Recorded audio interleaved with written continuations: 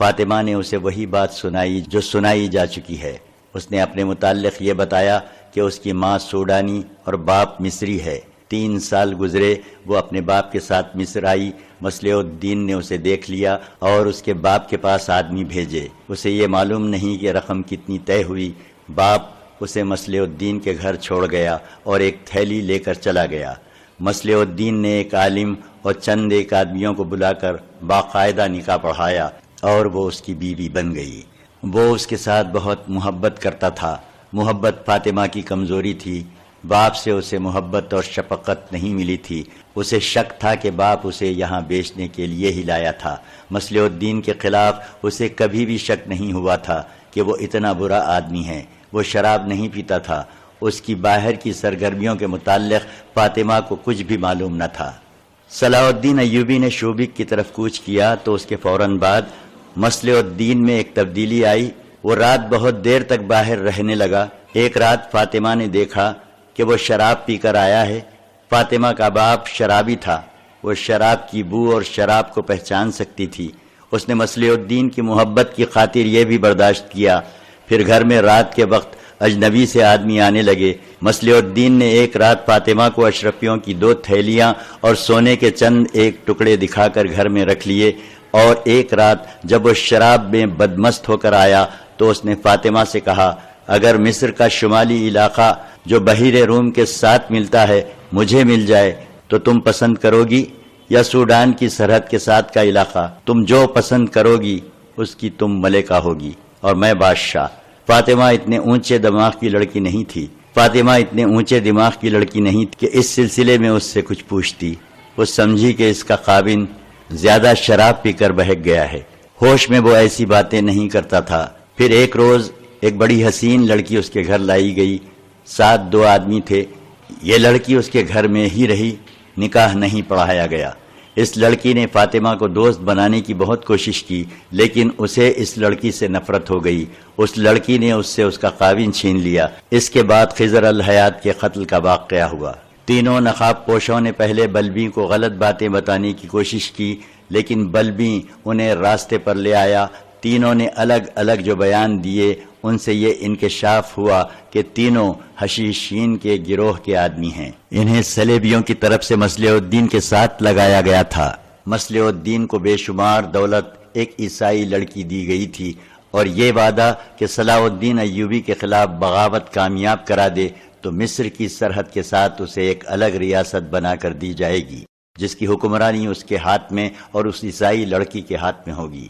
مصلح الدین نے اعلیٰ حکام کو اپنے ہاتھ میں لینا شروع کر دیا تھا، مگر خضر الحیات اس کے ہاتھ میں نہیں آ رہا تھا۔ مالیات اور بیت المال پر قبضہ ضروری تھا، جو خضر الحیات کی موجودگی میں ممکن نہ تھا۔ خزانے کا محافظ دستہ جابازوں کا منتخب گروہ تھا۔ مصلح الدین خضر الحیات کو قتل کروا کے اس دستے کو تبدیل کرانا چاہتا تھا۔ اس میں باغی افراد رکھنے تھے اور 2 حشیشین۔ ان تینوں کے ذمے ہر اس حاکم کا قتل تھا جس کا فیصلہ مصلح الدین کو کرنا تھا۔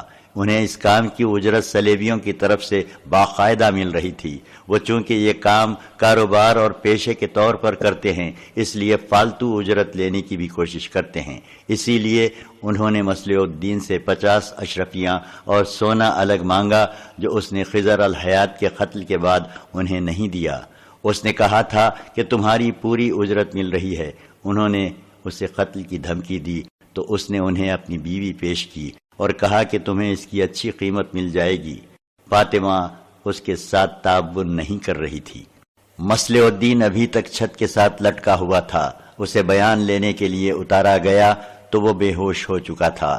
جاسوس لڑکی کی کوٹری میں گئے تو وہ مری پڑی تھی، اس کے منہ سے جھاگ نکل رہی تھی۔ طبیبوں نے آ کر دیکھا اور کہا کہ اس نے زہر کھا لیا ہے۔ اس کے پاس چھوٹا سا ایک کپڑا پڑا ہوا تھا۔ صاف پتہ چلتا تھا کہ اس میں زہر بندھا ہوا تھا، جو لڑکی نے اپنے کپڑوں میں کہیں چھپا رکھا تھا۔ بہت دیر بعد مصلح الدین ہوش میں آیا، لیکن وہ بہکی بہکی باتیں کرتا تھا۔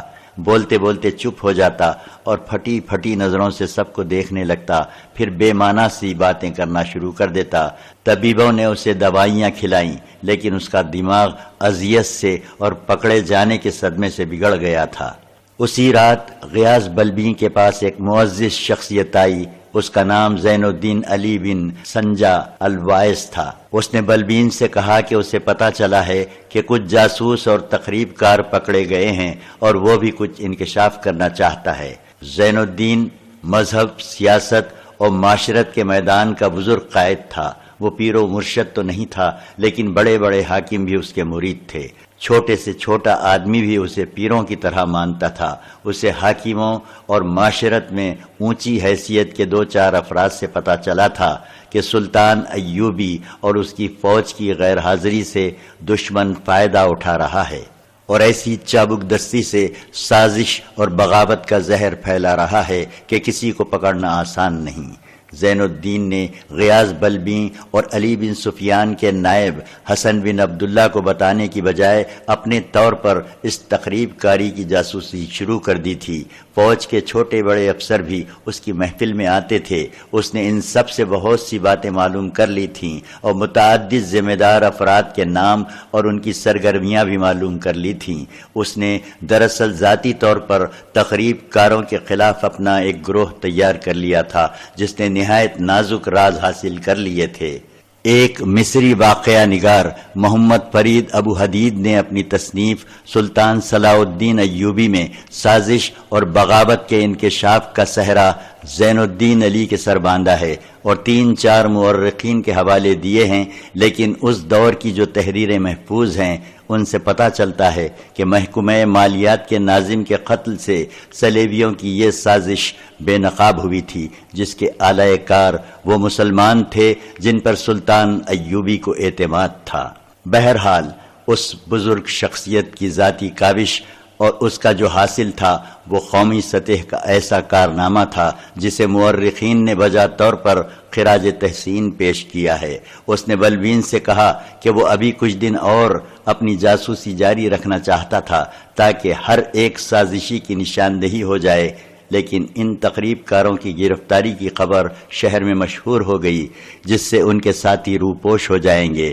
اس نے نام اور پتے وغیرہ بتا دیے، اپنے آدمی بھی بلبین کے حوالے کر دیے۔ حسن بن عبداللہ کو بلا لیا گیا۔ حسن اور بلبین نے فیصلہ کیا کہ سلطان ایوبی کو فوری طور پر اطلاع دے دی جائے۔ اس کے لیے زین الدین کو ہی منتخب کیا گیا اور اسی روز اسے 12 سواروں کے محافظ دستے کے ساتھ شوبک روانہ کر دیا گیا۔ تیسری شام یہ قافلہ شوبک پہنچ گیا۔ سلطان ایوبی نے جب زین الدین کو دیکھا تو حیران بھی ہوا اور خوش بھی۔ اس شخصیت سے واقف تھا، بغلگیر ہو کر ملا۔ زین الدین نے کہا، میں کوئی اچھی خبر نہیں لایا۔ ناظم مالیات خضر الحیات قتل ہو چکا ہے اور اس کا قاتل آپ کا نائب ناظم مصلح الدین کوتوالی میں پاگل ہو گیا ہے۔ سلطان کا رنگ پیلا پڑ گیا۔ زین الدین نے اسے تسلی دی اور تفصیلات سنا دیں۔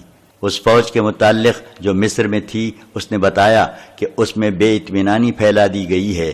اس قسم کی افواہیں پھیلائی گئی ہیں کہ شوبک کو سر کرنے والی فوج کو سونے چاندی سے مالا مال کر دیا ہے اور اسے عیسائی لڑکیاں بھی دی گئی ہیں۔ مصر والی فوج میں یہ دہشت بھی پیدا کر دی گئی ہے کہ سوڈانیوں کا بہت بڑا لشکر مصر پر حملہ کرنے والا ہے جسے مصر کی یہ تھوڑی سی فوج روک نہیں سکے گی۔ اس فوج کے ہر ایک سپاہی کو قتل کر دیا جائے گا اور صلاح الدین ایوبی چاہتا ہی یہی ہے کہ یہ فوج قتل ہو جائے۔ اس کے علاوہ یہ افواہیں بھی پھیلائی گئی ہے کہ سلطان ایوبی محاذ پر شدید زخمی ہو گیا ہے، شاید زندہ نہیں رہے گا۔ اس کے کمانڈر وہاں منمانی کر رہے ہیں۔ زین الدین نے بتایا کہ سلطان ایوبی کے زخمی ہونے کی خبر پر یقین کر لیا گیا ہے، اسی لیے مصلح الدین جیسے حاکم مصر کو صلیبیوں کی مدد سے چھوٹے چھوٹے ٹکڑوں میں تقسیم کرنے اور اپنی اپنی خود مختار ریاستوں کے قیام کے انتظامات کر رہے ہیں۔ سلطان ایوبی نے وقت ضائع کیے بغیر برق رفتار قاصد بلا لیا اور نور الدین زنگی کے نام ایک پیغام میں مصر کی یہ سارے حالات لکھے اور اس نے فوجی مدد مانگی۔ اس نے لکھا کہ میں یہاں رہتا ہوں تو مصر ہاتھ سے جاتا ہے، چلا جاتا ہوں تو شوبک کی فتح شکست میں بدل جائے گی، لیا ہوا علاقہ کسی قیمت پر واپس نہیں دیا جائے گا۔ میں بھی فیصلہ نہیں کر سکا کہ یہاں رہوں یا مصر چلا جاؤں۔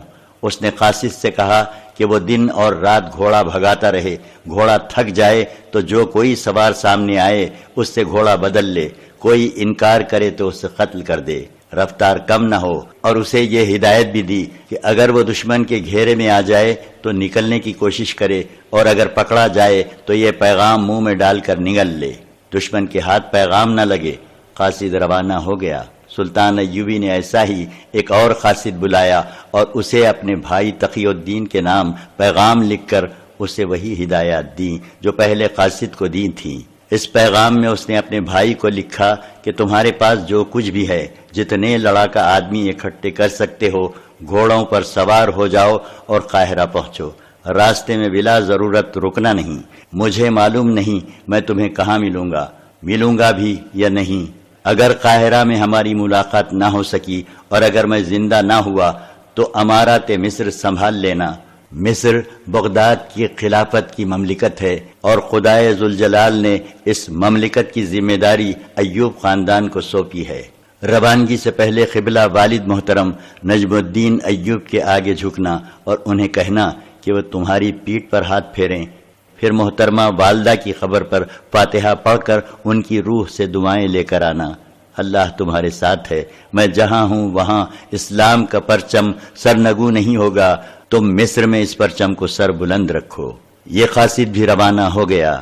ان دونوں میں سے جو قاصد نور الدین زنگی کے پاس پہنچا اس کی جسمانی حالت یہ تھی کہ اس کا بایاں بازو تلواروں کے زخموں سے خیمہ بنا ہوا تھا اور اس کی پیٹھ میں ایک تیر اترا ہوا تھا۔ وہ زنگی کے قدموں میں گرا، اتنا ہی کہہ سکا کہ راستے میں دشمن مل گیا تھا، اس حال میں پیغام لے کے نکلا ہوں۔ اس نے پیغام زنگی کے ہاتھوں میں دیا اور شہید ہو گیا۔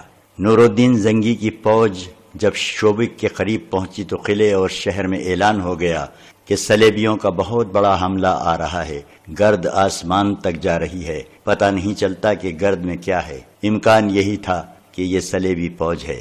ایک لمحہ ضائع کیے بغیر شوبک کی فوج مقابلے کے لیے تیار ہو گئی، لیکن گرد میں جو جھنڈے نظر آئے وہ اسلامی تھے۔ پھر گرد میں سے تکبیر کے نعرے سنائی دیے۔ قلعے سے سلطان ایوبی کے نائبین استقبال کے لیے آگے چلے۔ 3-4 روز بعد صبح سویرے قاہرہ میں جو فوج تھی اسے میدان میں جمع ہونے کا حکم ملا۔ فوجی چیما گوئیاں کرنے لگے کہ انہیں تیاری کا یہ حکم کیوں ملا ہے۔ بعض نے کہا کہ بغاوت ہوگی، کسی نے کہا کہ سوڈانیوں کا حملہ آ رہا ہے۔ اس کے کمانڈروں تک کو علم نہیں تھا کہ اس اجتماع کا مقصد کیا ہے۔ یہ حکم فوج کی مرکزی کمان سے جاری ہوا تھا۔ جب تمام فوج اپنی ترتیب سے میدان میں آ گئی تو ایک طرف سے 6-7 گھوڑے دوڑتے آئے۔ سب دیکھ کر حیران رہ گئے کہ سب سے آگے صلاح الدین ایوبی تھا۔ سب جانتے تھے کہ شوبک میں ہے۔ پھر سامنے آ کر بلند آواز سے کہا، میرے جسم پر کسی نے کوئی زخم دیکھا ہے؟ کیا میں زندہ ہوں یا مردہ؟ امیر مصر کا اقبال بلند ہو، ایک شتر سوار نے کہا۔ ہمیں بتایا گیا تھا کہ آپ زخمی ہیں اور جابر نہیں ہو سکیں گے۔ اگر یہ خبر جھوٹی ہے تو وہ افواہیں بھی جھوٹی ہیں جو تمہارے کانوں میں ڈالی گئی ہیں۔ سلطان ایوبی نے اتنی بلند آواز سے کہا کہ آخری سب تک اس کی آواز پہنچی تھی۔ اس نے کہا، جن مجاہدین کے متعلق تمہیں بتایا گیا ہے کہ وہاں سونا اور چاندی لوٹ رہے ہیں اور عیسائی لڑکیوں کے ساتھ عیش کر رہے ہیں، وہ ریگستان میں اگلا قلعہ اور اس سے اگلا قلعہ اور اس سے اگلا قلعہ سر کرنے کی تیاریوں میں پاگل ہو رہے ہیں۔ وہ کیوں بھوکے پیاسے مر رہے ہیں؟ صرف اس لیے کہ تمہاری ماؤں، بہنوں اور بیٹیوں کی عصمتوں کو صلیبی درندوں سے بچا سکیں۔ شوبک میں ہم نے مسلمان بچیوں اور ان کی ماؤں اور ان کے باپوں کا یہ حال دیکھا ہے کہ بچیاں عیسائیوں کے پاس اور ان کی مائیں اور ان کے باپ عیسائیوں کی بیگار کر کر کے مر رہے تھے۔ اب کرک، یروشلم اور فلسطین کی ہر بستی میں جو عیسائی کے قبضے میں ہے، مسلمانوں کا یہی حال ہو رہا ہے۔ مسجدیں استبل بنا دی گئی ہیں اور قرآن کے مقدس فرخ گلیوں میں عیسائیوں کے قدموں میں مسلے جا رہے ہیں۔ یہ تقریر اتنی جوشیلی اور سنسنی خیز تھی کہ ایک کمانڈر نے چلا کر کہا، پھر ہم یہاں کیا کر رہے ہیں؟ ہمیں بھی محاذ پر کیوں نہیں لے جایا جاتا؟ تمہیں یہاں اس لیے بٹھایا گیا ہے کہ دشمن کی پھیلائی ہوئی افواہیں سنو۔ تمہیں یہاں اس لیے بٹھایا گیا ہے کہ دشمن کی پھیلائی ہوئی افواہیں سنو اور ان پر یقین کرو۔ سلطان ایوبی نے کہا، تم یہاں اپنے پرچم کے خلاف بغاوت کرو تاکہ سوڈانیوں کے ساتھ صلیبی اس سرزمین پر بھی قبضہ کر لیں اور تمہاری بیٹیوں کی بھی عصمت دری کریں۔ تم قرآن کے ورق اپنے ہاتھوں باہر کیوں نہیں بکھیر دیتے؟ کیا تم قرآن کی توہین صلیبیوں سے کرانا چاہتے ہو؟ تم جو اپنے ایمان کی حفاظت نہیں کر سکتے، قوم کی آبرو کی حفاظت کیا کرو گے؟ تمام فوج میں ہلچل سی پیدا ہو گئی۔